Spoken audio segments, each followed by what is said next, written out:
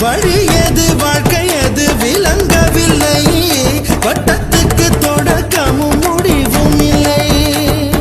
கையில் கோப்பை இல்லை என்றால் கற்பனை வரைவது நின்றுவிடும் கனவுகள் மட்டும் இல்லை என்றால் கவலைகள் நம் உயிர் தின்றுவிடும்